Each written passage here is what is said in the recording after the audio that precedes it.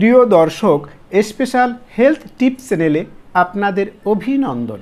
প্রিয় দর্শক, আজকের আয়োজন সজনে পাতার পুষ্টি গুণাগুণ সম্পর্কে এবং এই সজনে পাতা কীভাবে খাবেন, সজনে পাতা খাবার সময় কোন বিষয়ে সতর্ক থাকবেন তার সম্পর্কে। আশা করি আজকের আলোচনা আপনাদের অনেক অনেক উপকারে আসবে।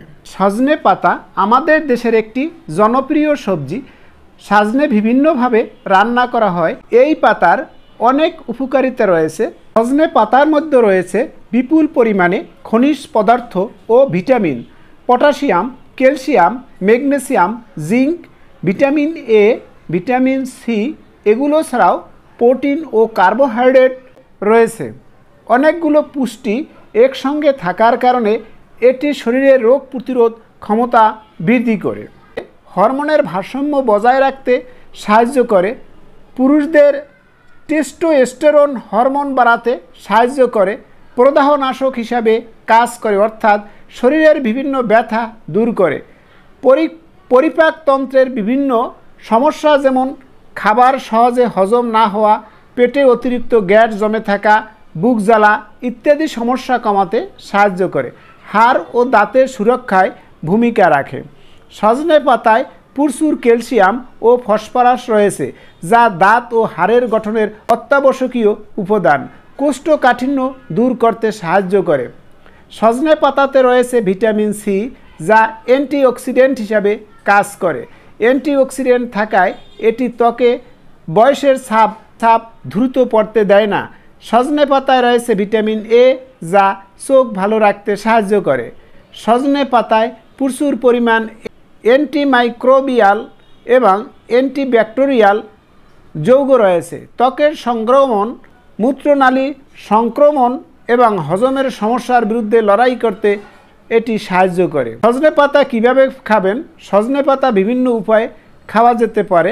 শাকের মতো ভেজে খাওয়া যেতে পারে বা সেদ্ধ করে ভর্তা করে খাওয়া যেতে পারে। তবে রান্না করলে ভিটামিন সি অনেকাংশে কমে যায়। প্রাকৃতিকভাবে রোদে শুকিয়ে গুঁড়া করেও খাওয়া যায়। ব্লেন্ড করে জুস হিসেবেও খাওয়া যায়। চায়ের মধ্য দিয়ে খাওয়া যায়। কোনো কিছুর অতিরিক্ত গ্রহণ শরীরের জন্য ভালো নয়, তাই সজনে পাতার গুঁড়া বা রস একদম নিয়মিত না খেয়ে একটু বিরতি দিয়ে খেয়ে ভালো। 10 থেকে 15 দিন খাওয়ার পর কিছুদিন বিরতি দিয়ে খাওয়া ভালো। সতর্কতা: সজনে পাতার অনেক উপকারিতা থাকলেও এটি অতিরিক্ত গ্রহণের ফলে সৃষ্টি হতে পারে বিভিন্ন সমস্যা। সজনে পাতা অতিরিক্ত খাওয়ার ফলে বমি বমি ভাব, পেটের সমস্যা, ক্ষুধা মন্দা ইত্যাদি দেখা দিতে পারে। ব্লাড প্রেশারের ওষুধ খাওয়ার পাশাপাশি নিয়মিত সজনে পাতার গুঁড়া বা রস খেতে থাকলে ব্লাড প্রেশার কমে যেতে পারে। সজনে পাতা সংলগ্ন ডালগুলো আমাদের দেহের জন্য ক্ষতিকর। এই ডালগুলোর ক্ষতিকর উপাদান থাকে যেগুলো আমাদের দেহের ইমিউনিটি সিস্টেমের ক্ষতি করে। গর্ভাবস্থায় সজনা পাতা খাওয়ার ক্ষেত্রে সতর্ক থাকতে হবে। সজনের পাতার সংলগ্ন ডালে যে বিষাক্ত উপাদান রয়েছে সেটি এ সময় শরীরে প্রবেশ করলে ক্ষতি হওয়ার আশঙ্কা অনেক।